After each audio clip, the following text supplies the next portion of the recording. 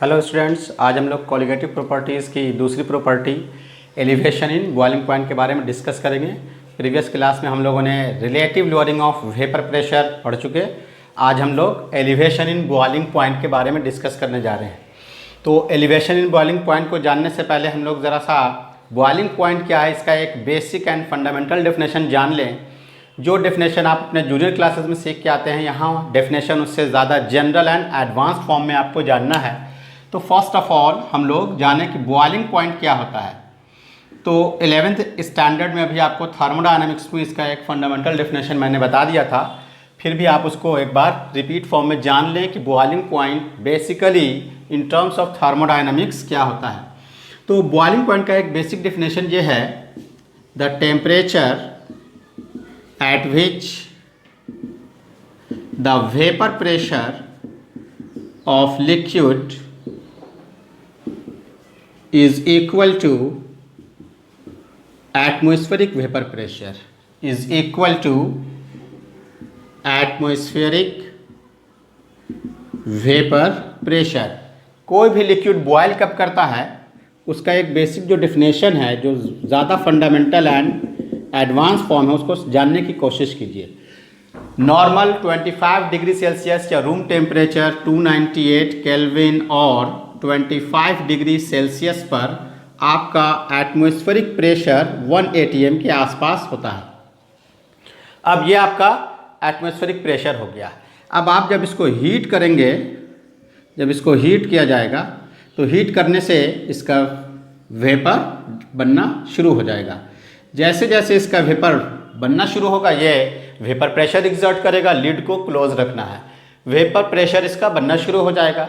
जैसे जैसे इसका वेपर प्रेशर बनना शुरू हुआ, जस्ट इमेजिन कीजिए कि वो 0.1, 0.2, 0.3 रेस करते करते एक टाइम आया कि ये अब कितना पहुंच गया, 1 atm पर पहुंच गया। तो जैसे जैसे इसका वेपर प्रेशर बनना शुरू हुआ, वो ग्रेजुअली इंक्रीज होते होते होते किसके वेपर प्रेशर के बराबर आ गया, 1 atm। 1 atm क्या है, ये है आपका एटमॉस्फेरिक प्रेशर। जैसे किसी भी लिक्विड का वेपर प्रेशर एटमॉस्फेरिक प्रेशर के बराबर हो जाएगा, उसी टेम्परेचर पर, जिस टेम्परेचर पर ये दोनों का वेपर प्रेशर बराबर होगा, उसी टेम्परेचर पर liquid starts boiling, liquid boil करना शुरू कर जाता है, और उसी टेम्परेचर को हम लोग बॉइलिंग पॉइंट कहते हैं। इस बात को अब आप दिमाग में याद रखेंगे कि बॉइलिंग पॉइंट क्या है किसी भी लिक्विड के लिए। The temperature at which the vapour pressure of liquid is equal to atmospheric pressure. बाहर से जो एटमॉस्फेरिक प्रेशर है उसके बराबर अगर वेपर प्रेशर हो जाए, तो जिस टेम्परेचर पर ये दोनों बराबर होता है उसी टेम्परेचर को क्या कहेंगे स्टूडेंट्स, हम लोग बॉइलिंग पॉइंट कहेंगे। अब एलिवेशन इन बॉइलिंग पॉइंट का संबंध किस चीज़ से है? हम लोगों ने प्रीवियसली जो relative lowering in vapour pressure पढ़ा था, उसमें आपको क्या बतलाया गया था? उसमें आपको ये बतलाया गया था कि जैसे ही किसी प्योर लिक्विड सॉल्वेंट में, जैसे कि यहाँ आप देख रहे हैं, प्योर लिक्विड सॉल्वेंट में आप नॉन वोलेटाइल सॉल्यूट मिलाते हैं, तो जब आप नॉन वोलेटाइल सॉल्यूट इसमें डिज़ोल्व करेंगे तो ये क्या करेगा, इसके वेपर प्रेशर में कमी ला देगा। ये हम लोग पढ़ चुके हैं। क्यों कमी ला देता है? तो हमने आपको ये बतलाया था, इसलिए कमी ला देता है क्योंकि अब इसके सरफेस पर सिर्फ और सिर्फ लिक्विड के मॉलिक्यूल्स, लिक्विड सॉल्वेंट के मॉलिक्यूल्स ही नहीं है, बल्कि इसके सरफेस के कुछ हिस्से को वो नॉन वोलेटाइल सॉल्यूट क्या करता है, कवर कर लेता है, जिसकी वजह से जो सॉल्वेंट मॉलिक्यूल्स हैं, जो आप ब्लैक डॉट्स में देख रहे हैं, जो अभी हम ड्रॉ कर रहे हैं, ये लिक्विड सॉल्वेंट मॉलिक्यूल्स, तो ये लिक्विड सॉल्वेंट मॉलिक्यूल्स का संख्या उसके सरफेस पर क्या हो जाता है, डिक्रीज कर जाता है, जिसकी वजह से ठीक number of vapour particle from liquid to vapour phase जाने वाले जो नंबर्स हैं उनमें कमी आ जाती है। तो इसका मतलब यह हुआ कि पहले का वेपर प्रेशर क्या था, हाइयर था। तो जब पहले का वेपर प्रेशर ज़्यादा था तो इसका मतलब ये हुआ कि कम ही हीट में वो आसानी के साथ जल्दी एटमॉस्फेरिक प्रेशर तक पहुंच जाएगा, जल्दी उसको रीच कर लेगा। लेकिन जैसे ही आपने इसमें क्या मिला दिया, आपने इसमें मिला दिया नॉन वोलेटाइल सॉल्यूट मिला दिया। जो नॉन वोलेटाइल सॉल्यूट आपने इसमें मिलाया, जिसको हमने यहाँ ब्लू मार्क से दिखलाया है, ये सॉल्यूट इसमें जाने के बाद इसके वेपर प्रेशर में कमी ला देगा। यानी अगर ये 25 डिग्री सेल्सियस पर 1 एटमॉस्फेरिक प्रेशर जो नॉर्मल एटमॉस्फेरिक प्रेशर होता है वहाँ तक पहुँचने में इसको हीट हमको कितना करना पड़ रहा था पहले वाटर को 100 डिग्री सेल्सियस, और ये वाटर बॉयल कर जा रहा था। लेकिन अब क्या हुआ, आपने नॉन वोलेटाइल सॉल्यूट डाल दिया। तो नॉन वोलेटाइल सॉल्यूट जब आपने डाल दिया तो इसी 100 डिग्री सेल्सियस टेम्परेचर पर अब उसके वेपर प्रेशर में कमी आ गई। इसका मतलब कि अब वो कभी भी 1 atm प्रेशर तक इतने ही टेम्परेचर पर नहीं पहुंच पा रहा है।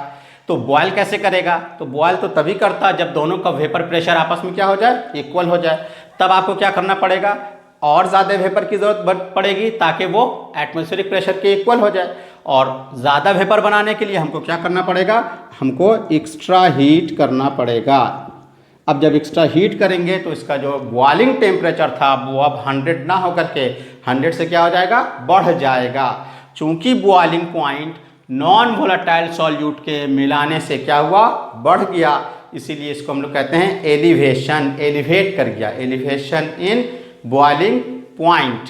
तो अब इसी फिनोमेना को, इसी क्राइटेरिया को हम लोग यहाँ पास अप्लाई करेंगे। तो यहाँ पास क्या क्या चीज़ें आई, let vapour pressure of pure solvent, हम लोग जानते हैं कि इसको हम लोग P1 नॉट लिखेंगे, एंड इसी प्योर सॉल्वेंट जिसका के वेपर प्रेशर P1 नॉट है, boiling temperature and boiling point of pure solvent is TB for boiling, T for temperature, pure के लिए क्या लिख देंगे, नॉट लिख देंगे। अब क्या हुआ, after adding solute, after adding non volatile solute, non volatile solute, हम लोगों ने क्या देखा, we know that boiling point of solution increases, boiling point बढ़ जाता है। क्यों बढ़ जाता है, क्योंकि उसका वेपर प्रेशर घट जाता है, due to decrease in vapour pressure. अब जो इसका बॉइलिंग पॉइंट डिक्रीज कर गया उसको मान लिया जाए, let boiling point of solution after adding non volatile solute, ये सॉल्यूट कैसा है, नॉन वोलेटाइल। अब उसका बॉइलिंग टेम्परेचर को क्या मान लें हम लोग, TB मान लेते हैं। देयरफॉर दोनों में कितने का डिफरेंस आया, यानी अब ये जो बॉइलिंग टेम्परेचर आया पहले के कंपैरिजन में बॉइलिंग पॉइंट ऑफ सॉल्यूशन क्या हो गया, इंक्रीज कर गया। इसका मतलब कि ये ज़्यादा है। Since boiling point of solution after adding non volatile solute, यानी कि TB is greater than TB not, pure के कंपैरिजन में जब कोई सॉल्यूट ऐड कर दिया गया तो उसका बॉइलिंग पॉइंट ज़्यादा है। देयरफॉर दोनों के बीच का डिफरेंस जिसको हम एलिवेशन कह रहे हैं, एलिवेशन कितना का इंक्रीमेंट हुआ, इन boiling point, greater minus smaller कर देंगे आप, ग्रेटर कौन है यहाँ, TB माइनस TB नॉट। इस एलिवेशन इन बॉइलिंग पॉइंट को, जो कि डिफरेंस ऑफ बॉइलिंग पॉइंट है, हम लोग डेल्टा TB लिख सकते हैं। Delta for change, B for boiling, T for temperature. Change in boiling temperature is equal to TB minus TB naught. TB naught क्या है, boiling point of pure solvent है, और TB क्या है, boiling point of solution after adding non volatile solute. अब ये जो criteria आया, इस क्राइटेरिया को एक्सपेरिमेंटली चेक किया गया कि ये जो डिफरेंसेस आया, ये जो इसमें चेंजिंग आ गया बॉइलिंग पॉइंट में, ये चेंजिंग किसकी वजह से आया, आपने क्या देखा, नॉन वोलेटाइल सॉल्यूट के ऐड करने की वजह से आया। इसका मतलब ये हुआ कि ये नॉन वोलेटाइल सॉल्यूट के कंसंट्रेशन पर डिपेंड करेगा। और हम लोग इसमें पढ़ चुके हैं कॉलिगेटिव प्रॉपर्टी के डेफिनेशन में कि it depends upon the number of particles irrespective of its nature. Whether solute में आप शुगर मिला रहे हैं या सॉल्ट मिला रहे हैं, इससे मतलब नहीं है। हाउ मच अमाउंट, कितना अमाउंट मिला रहे हैं, इससे मतलब है। तो फ्रॉम एक्सपेरिमेंट ये चेक किया गया कि ये डायरेक्टली किसके प्रोपोर्शनल है और उसके लिए एक वैल्यू को चूज़ किया गया। तो ये डायरेक्टली प्रोपोर्शनल मिला मोलालिटी के, किसके? मोलालिटी के। अब मोलालिटी जो है वो टेम्परेचर इंडिपेंडेंट फंक्शन है कंसंट्रेशन के लिए। फ्रॉम एक्सपेरिमेंट, ये बात एक्सपेरिमेंट से देखी गई, from experiment delta T B change in boiling temperature is directly proportional to molality, जो कि क्या है? मोलालिटी कंसंट्रेशन है उस सॉल्यूट का जो इसमें डिसॉल्व किया गया है। अब delta T B sign of proportionality आप हटाएंगे स्टूडेंट्स, तो एक कांस्टेंट आ जाएगा। Delta T B is equal to boiling constant के लिए के एंड बॉइलिंग के लिए बी यूज़ किया गया। This is the fundamental formula of elevation in boiling point. अब हम लोग इसको थोड़ा सा और एक्सप्लेन कर लेंगे तो क्या हो जाएगा? Delta T B is equal to K B into molality.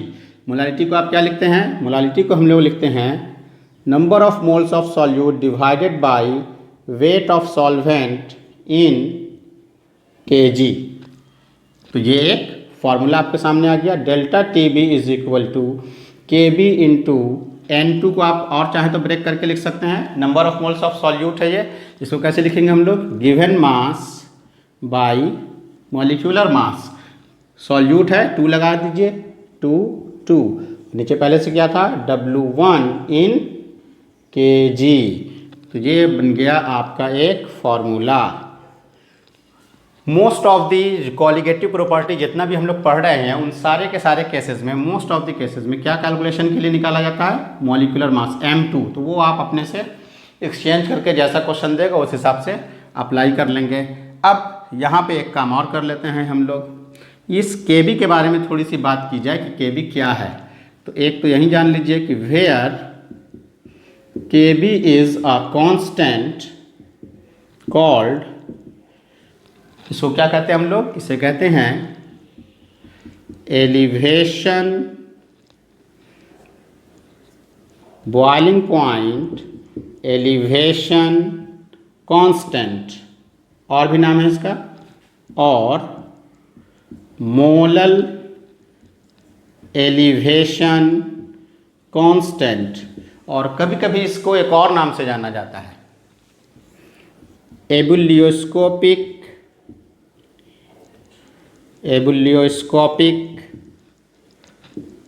Constant. ये सारे नाम इस KB के लिए यूज़ किए जा सकते हैं। मोस्टली हम लोग क्या यूज़ करेंगे? मोलल एलिवेशन कांस्टेंट और boiling point elevation constant. And one more thing, KB किस पर डिपेंड करेगा? तो याद रखिए स्टूडेंट्स, KB जो कांस्टेंट है वो डिपेंड करता है नेचर ऑफ सॉल्वेंट पर। KB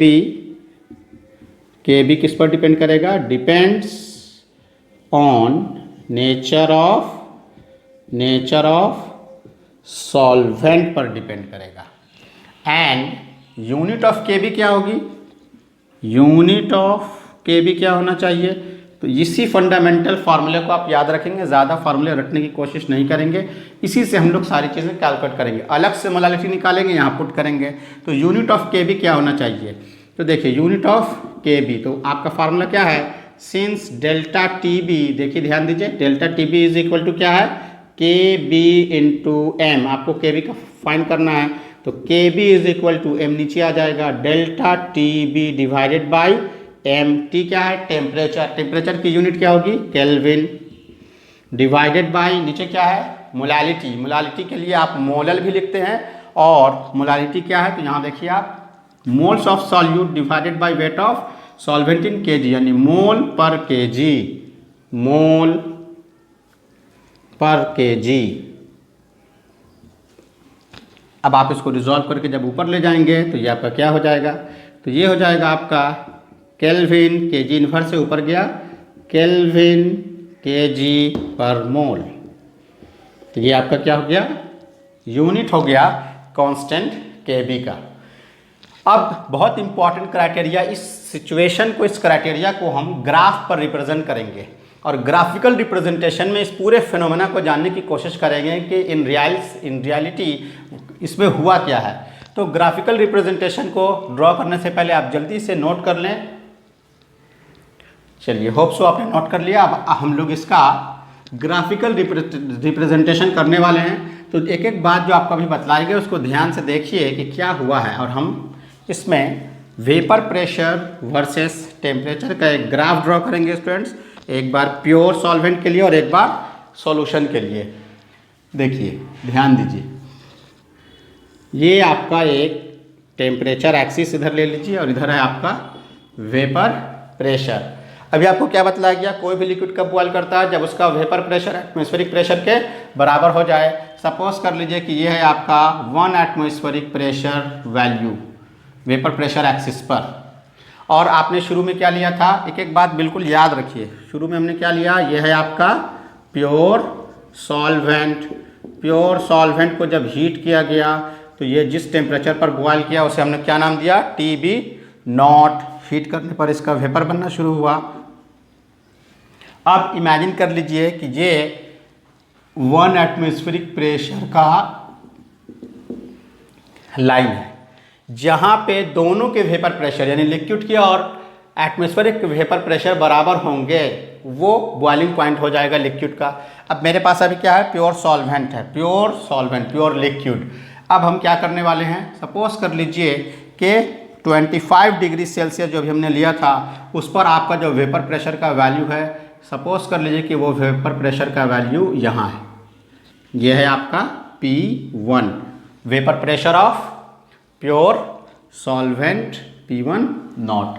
अब क्या किया हमने, टेम्परेचर बढ़ाना शुरू किया। जैसे जैसे आप टेम्परेचर बढ़ाएंगे वैसे वैसे क्या होगा, वैसे वैसे इसका वेपर प्रेशर इंक्रीज होना शुरू हुआ। इंक्रीज होते होते होते होते होते एक ऐसा क्राइटेरिया आया जहां पे vapour pressure of pure solvent ने एटमॉस्फेरिक वेपर प्रेशर के लाइन को क्या कर दिया स्टूडेंट, देखिए कट कर दिया।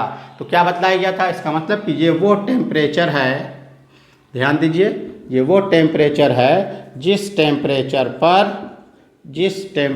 पर वेपर प्रेशर ऑफ ये क्या है, प्योर सॉल्वेंट है, इसका वेपर प्रेशर एटमॉस्फेयर के वेपर प्रेशर के क्या हो गया, जहां पर दोनों का वेपर प्रेशर क्या हो गया, इक्वल हो गया।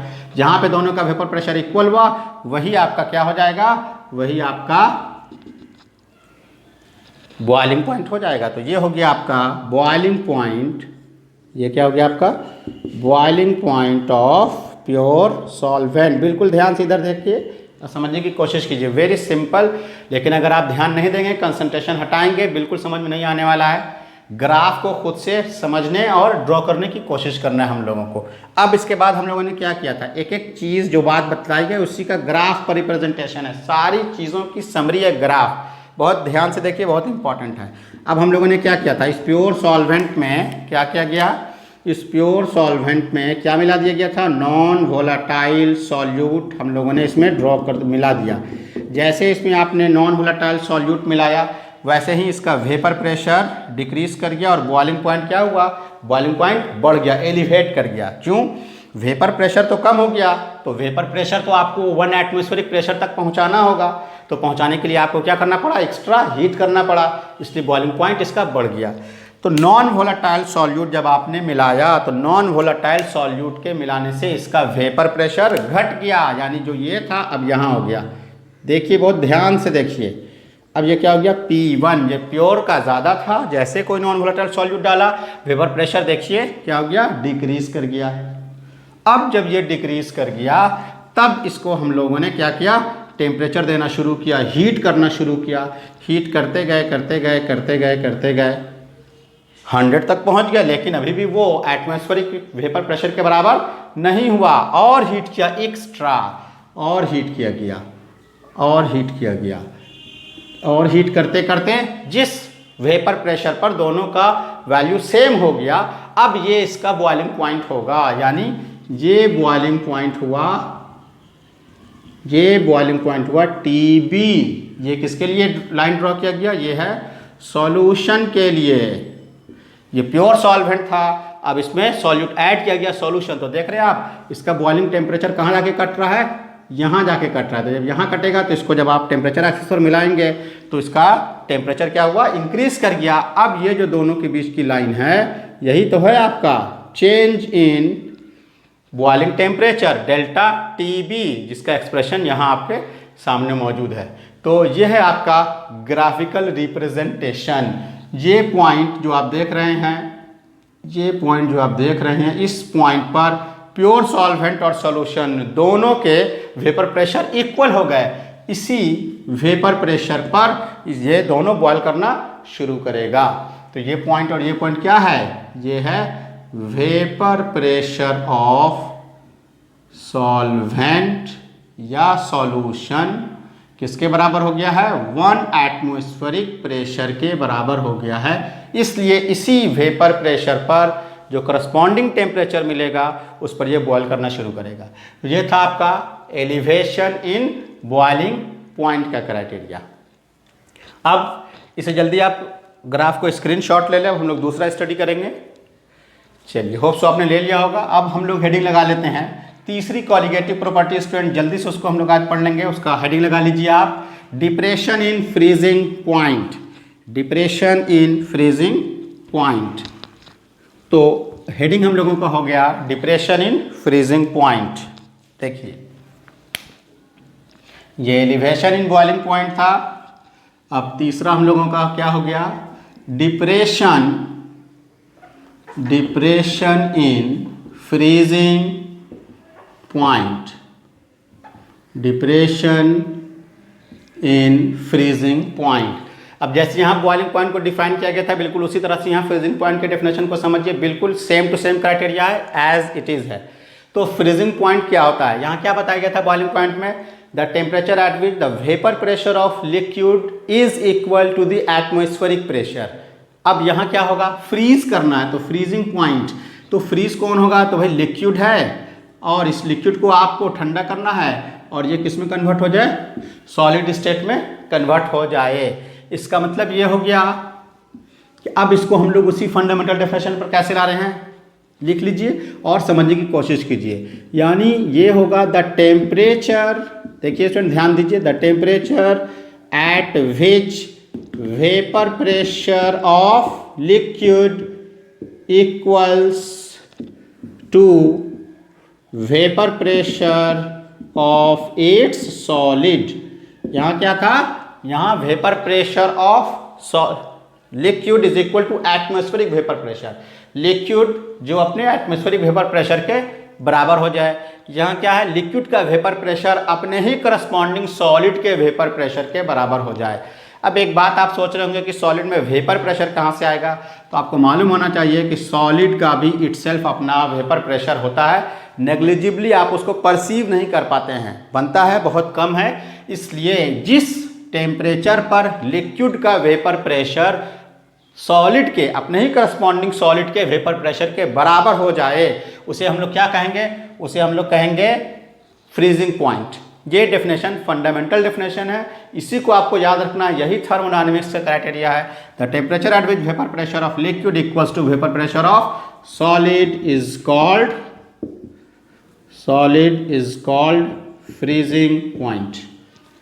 बिल्कुल सिंपल फॉर्म में।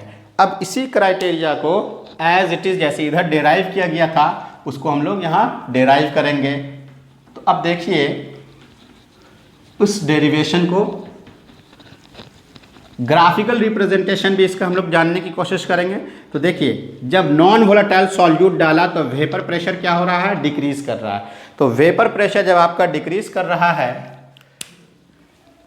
तो इसको समझने की कोशिश किया जाए। देखिए, ये है आपका वेपर प्रेशर और ये हो गया टेम्परेचर। अब एक चीज़ आप याद रखिए, लिक्विड से सॉलिड में जाना है तो आपको उसको क्या करना पड़ेगा? ठंडा करना होगा। हीट देना नहीं है, बॉयल नहीं करना है, उसको आपको सॉलिड में कन्वर्ट करना, उसको ठंडा करना होगा। दूसरी चीज़, जब कोई चीज़ सॉलिड में फ्रीज होगी, सॉलिड में कन्वर्ट होगी, तो उसके ऊपर आप प्रेशर क्या करेंगे? ज़्यादा अप्लाई करेंगे। अब इस ग्राफिकल रिप्रेजेंटेशन को समझने के लिए सबसे पहले हम लोग ये जानें कि ये जो फ्रीजिंग पॉइंट का क्राइटेरिया है उसको कैसे अचीव किया गया। देखिए, सपोज कर लीजिए कि इसमें एक वेपर प्रेशर ऑफ सॉलिड का ये ग्राफिकल क्राइटेरिया हम ड्रॉ कर देते हैं। और इमेजिन कर लीजिए कि ये है आपके पास प्योर लिक्विड, ये क्या है आपके पास प्योर लिक्विड, प्योर सॉल्वेंट। अब इस क्या हुआ कि प्योर सॉल्वेंट जो था इसका कुछ वेपर प्रेशर मौजूद है, आपने इसको डिक्रीज करना शुरू किया, ठंडा करना शुरू किया। ठंडा करते करते करते करते चूँकि सॉलिड का वेपर प्रेशर बहुत कम है, हम बतला चुके हैं। इमेजिन कर लीजिए, जस्ट मान लीजिए थोड़ी देर के लिए 0.1 है ये वेपर प्रेशर किसका, सॉलिड का। ठीक, अब इसका जो वेपर प्रेशर था, इसका वेपर प्रेशर जस्ट आप इमेजिन कर लीजिए लिक्विड का 25 डिग्री सेल्सियस पर इसका वेपर प्रेशर मान लीजिए कि 1 atm 0.7 atm था, मान लीजिए थोड़ी देर के लिए।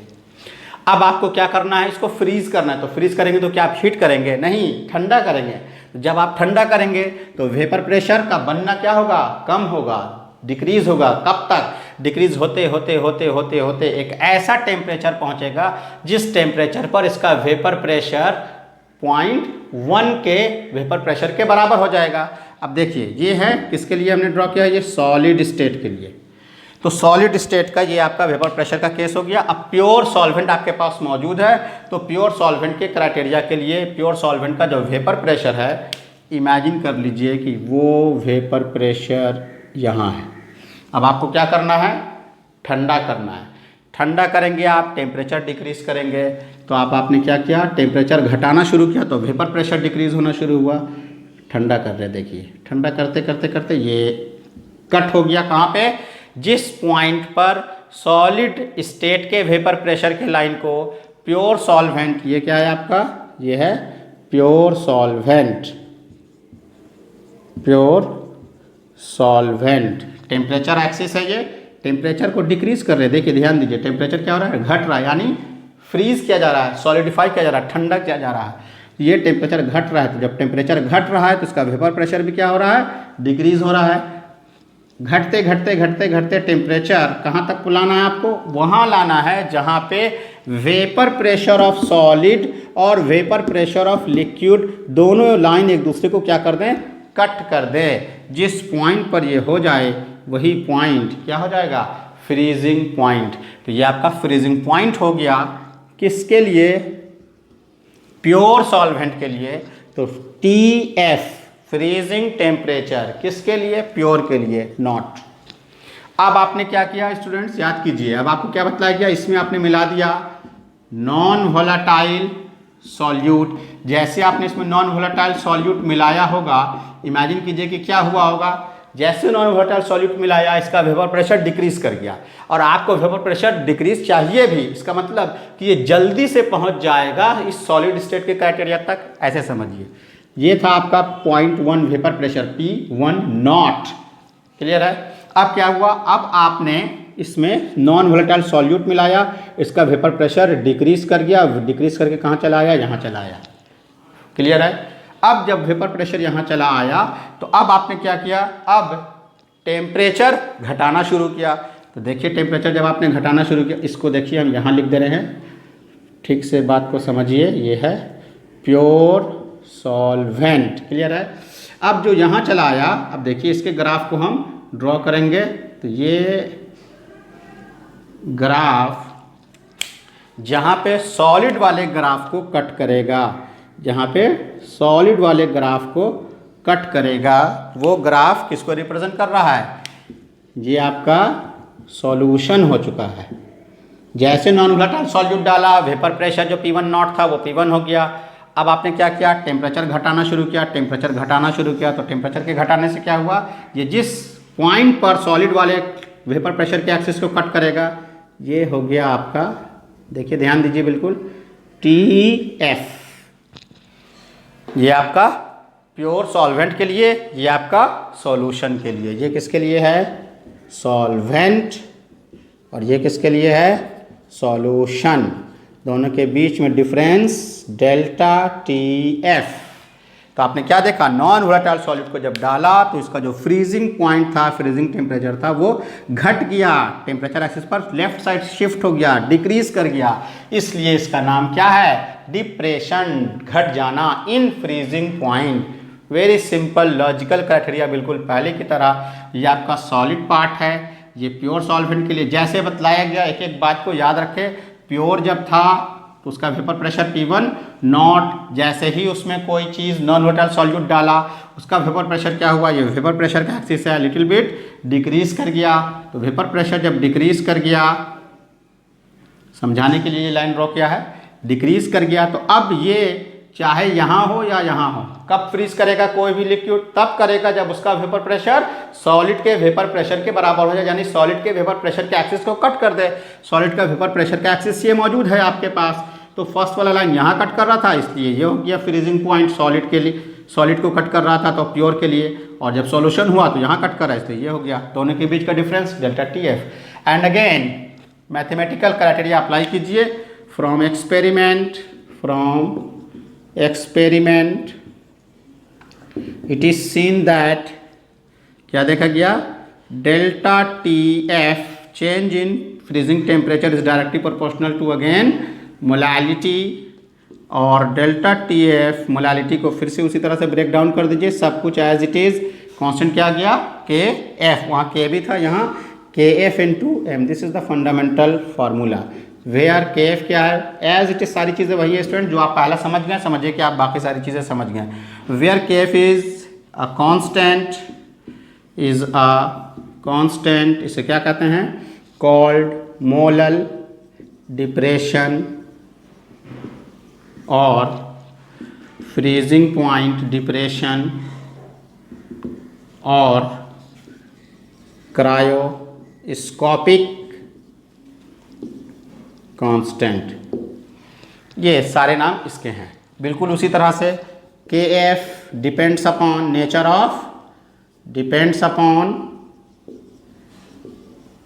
नेचर ऑफ सॉल्वेंट पर ये डिपेंड करता है। इसका यूनिट क्या होगा, जैसे KB का था वैसे इसका भी होगा, वहाँ फ्रीजिंग के लिए था जहाँ इसके लिए होगा, तो एज इट इज सारी चीज़ें सेम हो गई। अब यहाँ पास एक चीज़ और आपको जानना है कि ये जो डेफिनेशन, ये जो क्राइटेरिया आपको बतलाया गया, इस डेफिनेशन और क्राइटेरिया में मोलालिटी को यूज़ किया गया है। आगे एक और जो कोलिगेटिव प्रॉपर्टी हम लोग पढ़ेंगे ऑस्मोटिक प्रेशर की, उसमें मोलारिटी है।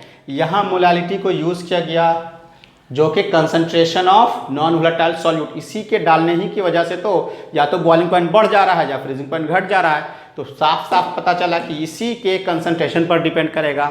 अब इसके कंसंट्रेशन में कौन सा टर्म, तो उस टर्म को लेना है, उस क्राइटेरिया को लेना है जो टेम्परेचर इंडिपेंडेंट है, क्योंकि टेम्परेचर पर तो आप एक्सेस, ये तो टेम्परेचर तो आप कैलकुलेट कर ही रहे हैं यहाँ, इसलिए आपको एक ऐसे कंसंट्रेशन टर्म की ज़रूरत थी सॉल्यूशन के लिए जो टेम्परेचर पर डिपेंड ना करे।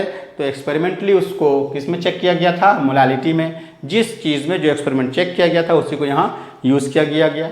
अब इसमें थर्मोडायनेमिक्स से एक डायरेक्ट रिलेशन है, वो कम्पिटिटिव एग्जाम में पूछा जाता है। ये तो सारी चीज़ें हो गई, इतना ही आपको जानना है, बट वो एक्स्ट्रा चीज़ें भी आप थोड़ी सी जान लें, कैसे आता है उसको, कन्फ्यूज़न को ज़रा दूर कर लें।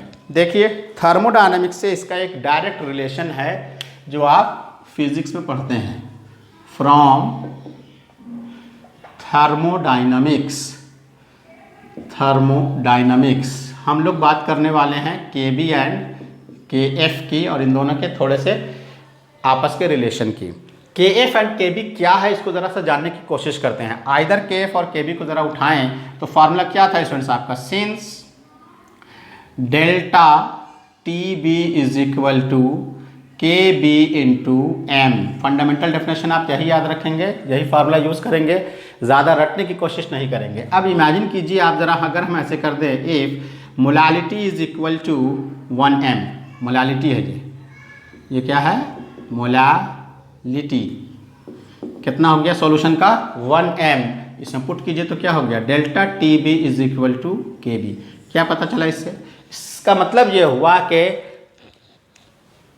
Molal elevation constant of boiling point वो है क्या, वो दरअसल है चेंज इन बॉइलिंग टेम्परेचर या एलिवेशन इन बॉइलिंग टेम्परेचर है। कब, जब सॉल्यूशन का कंसंट्रेशन 1 मोलल हो जाए, यानी जब सॉल्यूशन में 1 मोल पर 1000 ग्राम ऑफ सॉल्वेंट मौजूद हो। इसका मतलब क्या हुआ, दैट इज हम कह सकते हैं कि KB is defined as the, K B किसके बराबर आ गया, delta T B. Delta T B क्या है, elevation in boiling temperature. Defined as the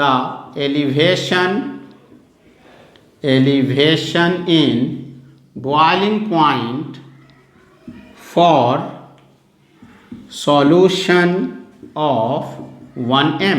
ऐसा सॉल्यूशन जिसकी मोलालिटी 1m हो जाए, उसके चेंज इन बॉइलिंग टेम्परेचर जो होगा, एलिवेशन बॉइलिंग टेम्परेचर जो होगा, उसे हम लोग क्या कहेंगे, मोलर एलिवेशन कांस्टेंट कहेंगे।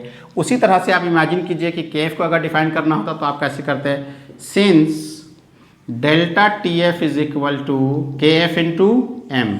दोनों के डेफिनेशन में, दोनों के फार्मूला में सिर्फ के बी और के एफ का फ़र्क है। जहाँ बॉइलिंग के लिए बी है, यहाँ फ्रीजिंग के लिए एफ है।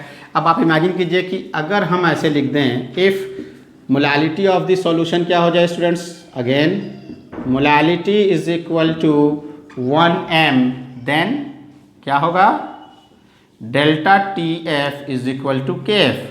के एफ किसके बराबर आ गया, डिप्रेशन इन फ्रीजिंग पॉइंट के बराबर आया। कब, जब सॉल्यूशन की मोलालिटी, सॉल्यूशन का कंसंट्रेशन 1 मोलल हो गया है तब। तो इसका मतलब क्या हुआ, दैट इज, हम ये लिख सकते हैं कि K F is defined as depression in freezing point for which, for a solution whose concentration is 1m। 1m का मतलब 1 मोल solute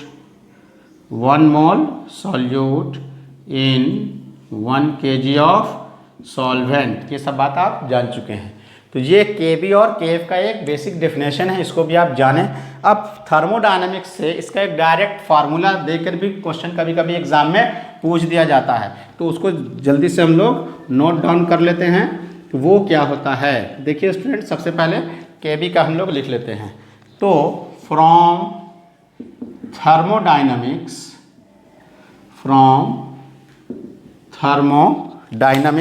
एक डायरेक्ट फार्मूला है के बी एंड के एफ के लिए। बहुत मुश्किल नहीं है, बहुत ध्यान से देखिएगा, एक एक बात एक्सप्लेन कर देंगे, आपको बहुत आसानी से याद हो जाएगा। तो के बी इज इक्वल टू होता है R into T B naught. K B रहेगा तो यहाँ उसके corresponding T B naught. R क्या है, आर जो है ये गैस कांस्टेंट है। दरअसल ये जो टी बी है और के बी है डायरेक्टली रिलेटेड है टेम्परेचर से। तो जब उस डायरेक्टली रिलेटेड वैल्यू को आप हटाएंगे तो कांस्टेंट क्या आ गया, यहाँ पे आर आ गया, डिवाइडेड बाई, ये चूंकि बॉयल कर रहा है तो बॉयल करने के लिए जो हीट ट्रांसफर होता है उसे हम लोग क्या कहते हैं, लैटेंट हीट ऑफ वेपोराइजेशन। ये क्या हो जाएगा, एल वी इंटू 1000। क्यों 1000 लगेगा, इसलिए लगेगा, ये जो आप एल वी देख रहे हैं, सिंस एल वी जिसे हम लोग क्या कहते हैं, latent heat of vaporisation. L V का वैल्यू होता है enthalpy of vaporisation divided by molar mass of solvent. तो अगर आपको मोलर मास ग्राम में देगा तभी 1000 अप्लाई करेंगे, अगर आपको मोलर मास पहले से केजी में है तब आप 1000 इस्तेमाल नहीं करेंगे, इसको याद रखेंगे। अब इसमें अगर आप इसको पुट कर दीजिए, पुट इन 1, तो के बी का डायरेक्ट फार्मूला आपको मिल जाएगा R into T B not divided by 1000 into L V. L V की जगह पे क्या रख दिया हमने, enthalpy of vaporisation divided by m1, पलट के ऊपर चला गया।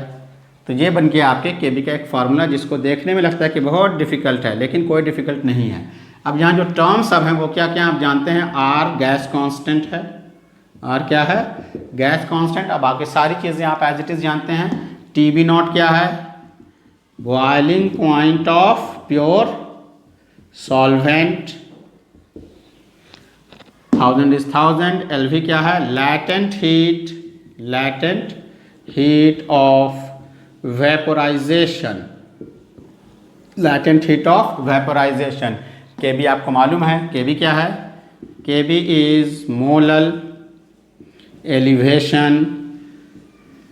Elevation, boiling point, constant. तो ये थर्मोडायनामिक्स से एक रिलेशन है। अब इसी से डायरेक्टली आप के एफ का फार्मूला भी लिख सकते हैं, खुद से लिख सकते हैं। अपने से कोशिश करिए और अपने से नोट डाउन करने की कोशिश कीजिए। तो देखिए के एफ इज इक्वल टू क्या हो जाएगा, सिमिलरली के एफ क्या हो जाएगा स्टूडेंट, बिल्कुल इसी तरह से देखिए के बी का फार्मूला जो है आर इंटू, वहाँ देखिए टी वी नॉट था, यहाँ क्या हो जाएगा T F not divided by 1000। यहाँ लैटेंट हीट ऑफ क्या है, वेपोराइजेशन है। यहाँ फ्रीजिंग करना है तो लैटेंट हीट ऑफ क्या होगा, fusion, latent heat of fusion. अब उसी तरह से since latent heat of fusion is equal to enthalpy of fusion divided by m1। m1 तो आप जानते ही हैं, फिर भी यहाँ लिख देते हैं। m1 क्या है, m1 है मोलर मास ऑफ सॉल्वेंट। बिल्कुल उसी तरह से इसमें आप पुट कर दें तो क्या मिल गया students, put in equation A. तो K F is equal to R into T F not divided by 1000 into L F की जगह पे वैल्यू क्या पुट कर देंगे आप, enthalpy of fusion divided by m1, पलट के ऊपर चला गया। याद रहे 1000 का इस्तेमाल आप तब करेंगे जब मोलर मास ग्राम में रहेगा, तब एसआई यूनिट में कन्वर्ट करने के लिए उसको हम लोग 1000 से डिवाइड लगाएंगे, वरना अदरवाइज आप उसको कन्वर्ट नहीं करेंगे, 1000 नहीं लगाएंगे। कन्वर्जन ऑफ यूनिट पर बात है। देखिए स्टूडेंट, जब आपको वीडियो बनाया जाए, दिया जाए, तो आप इसे फॉर्मल तरह से सिर्फ ना देखें, बल्कि आपको कॉपी लेके बैठना है, लेक्चर को नोट करना है, उससे रिलेटेड जो क्वेश्चन डिस्क्रिप्शन बॉक्स में हम भेज देते हैं उसको देखिए, सीरियसली ऑनेस्टली मेहनत करने की कोशिश कीजिए। टाइम पलट के वापस आने वाला नहीं है। आप मेहनत करेंगे तभी आपको रिजल्ट मिलेगा। यूँ ही बहुत सारे स्टूडेंट क्या करते हैं, बस ऐसे ही जैसे कोई मैसेज या वीडियो देखते हैं, देख लिया और बस हो गया काम ख़त्म। तो फिर उनके लिए हम कुछ नहीं कर सकते हैं। कोई फरिश्ता आने वाला नहीं है आपकी मदद करने के लिए। आप अपनी मदद खुद कर पाएंगे कब, जब आप इन सारी चीज़ों को, लेक्चर को रेडी करेंगे, नोट डाउन करेंगे, उससे रिलेटेड न्यूमेरिकल सॉल्व करेंगे। और कोई बात अगर नहीं समझ आती है तो आप कमेंट बॉक्स में लिखिए, क्वेश्चन जो दिया जाता है उसका रिस्पॉन्स दीजिए। तो इस तरह से आप कामयाब हो सकेंगे। होप सो कि आपको आज का वीडियो समझ आया होगा। और नेक्स्ट क्लासेस में हम लोग इसके लास्ट टॉपिक एक बच गया है, osmotic pressure and want of factor, उसको हम लोग डिस्कस करेंगे और ये चैप्टर हम लोगों का क्लोज हो जाएगा। Till then goodbye and keep watching.